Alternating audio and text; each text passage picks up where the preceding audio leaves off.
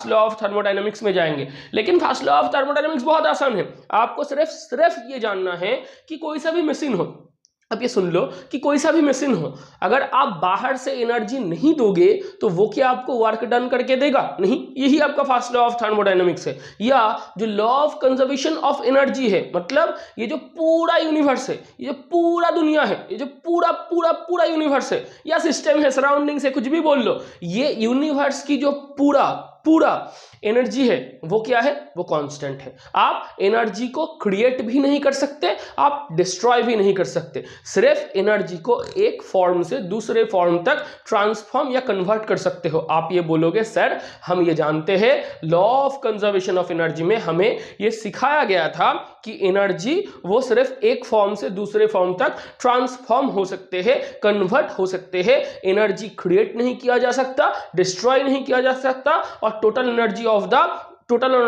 Of the universe वो क्या है? वो कांस्टेंट है।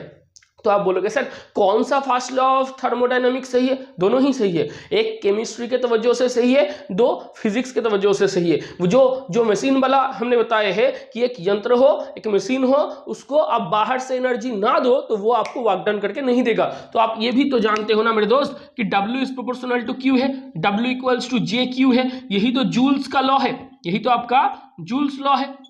हाँ, आप बोलोगे हाँ सर ये तो हमें पता है कि आप हिट दोगे तो वर्क पाओगे। आप ये भी जानते हो सर ईटा क्या है? आप बोलोगे sir eta equals to output by input है, ये आपको फिजिक्स में पढ़वाया गया, जरूर पढ़वाया गया। ईटा इक्वल्स टू क्या है? ये वर्क एफिशिएंसी है। आप बोलोगे सर हाँ सर ये क्या है? ये हमारा वर्क एफिशिएंसी है, जिसको आप ईटा से जानते हो। ये क्या है? Output by input. आउटपुट में आपको क्या मिलता है मशीन से? वर्क। आप देते क्या हो? हीट। तो आप ये जानते हो मेरे दोस्त कि आप हीट देते हो, वर्क पाते हो।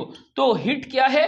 हीट एज इनपुट मशीन में दिया जाता है, हीट एज इनपुट मशीन में सप्लाई किया जाता है और उस मशीन से आउटपुट के तौर पे आपको वर्क मिलता है। तो मैं ये बोलना चाह रहा हूं मेरे दोस्त, जो जूल्स का लॉ है वो भी बहुत बहुत आसान था, वो आपके सामने ये लेके आता है, ये एक पैकेज है, कंप्लीट पैकेज है। आप बोलते हो जे क्या है? जे है मैकेनिकल इक्विवेलेंट ऑफ हीट। जे क्या है? Mechanical equivalent of heat. मैं ये बोल रहा हूं, सिर्फ और सिर्फ मैं यही बोलने की कोशिश कर रहा हूं कि आप अगर हिट दोगे तो वर्क मिलेगा, हिट जितना ज्यादा दोगे वर्क उतना ज्यादा मिलेगा। तो एनर्जी की दो टर्म क्या है? आप बोलोगे सर एक हिट है, दो वर्क है। मतलब कोई सा भी मशीन हो, उस मशीन में आप दे क्या रहे हो? आप बोलोगे सर बाहरी दुनिया से मैं उस मशीन में एनर्जी सप्लाई कर रहा हूं as the term of heat. मैं हीट सप्लाई कर रहा हूं, मैं एनर्जी दे रहा हूं, मैं हीट दे रहा